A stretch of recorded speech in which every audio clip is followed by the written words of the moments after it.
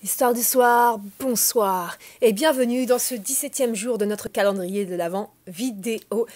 Il fait un petit peu frisqué en ce moment, alors je vous conseille de prendre un petit plaid et de vous enrouler dedans pour écouter l'histoire de ce soir bien au chaud. C'est important, il ne faut pas prendre froid, avant Noël ce serait trop triste. Sans plus attendre, on se retrouve avec Mohamed pour notre histoire. J'avais tout juste 18 ans. J'avais passé la soirée chez ma grand-mère en compagnie de mon oncle qui s'était chargé de me ramener chez moi. Il était aux environs de 2 ou 3 heures du matin quand nous prîmes la voiture. Le temps était brumeux et glacial, un vrai temps de mois de novembre. Au bout de quelques kilomètres, mon oncle se rend vite compte que quelque chose ne va pas. Sa direction n'est pas très précise. Il a l'impression de perdre un peu le contrôle de sa voiture.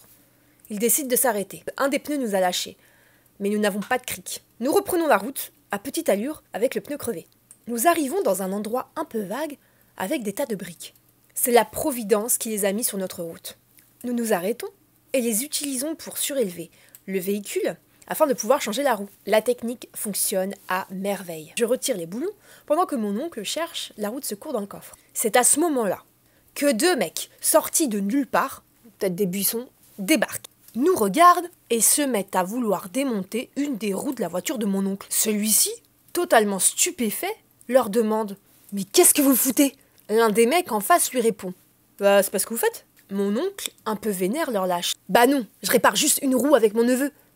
Cassez-vous avant que je vous jette un tournevis à la gueule. » Les types, plutôt sympas, se barrent tout en s'excusant pour le quiproquo. Quasi immédiatement, la police débarque et voit les deux mecs courir. Ils arrivent alors en sprintant vers nous, et sans nous poser aucune question, nous ordonnent de poser les mains sur le capot afin de nous fouiller. Mais tout à coup, l'un d'eux s'exclame « Oh, Rachid !» Mon oncle reconnaît le policier. « Oh, Jérôme !» Ce dernier commence à casser une barre de rire. Mon oncle se met à raconter notre péripétie, tout en exagérant un tout petit peu les faits. Le fameux Jérôme nous a offert une bouteille de coca. « Mais c'est quoi ce cliché? Non, ils boivent pas tous, faut arrêter. » Et au final, on a été ramenés chez nous, telles des petites princesses, dans la voiture de police qui tractait le véhicule de mon oncle. Comme quoi, la police peut se montrer très serviable. Bah, il suffit juste de les connaître. Non, c'est vrai.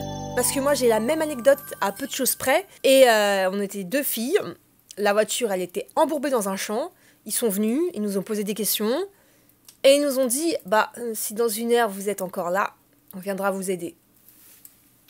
Merci la police. Bon, ça va, c'est vrai que c'était l'après-midi. Mais ils nous auraient fait ça à 3 heures du matin. Moins cool, hein. Bon, en tout cas, cette petite histoire, elle est super sympa. Merci Mohamed de l'avoir partagée avec nous. On se retrouve demain.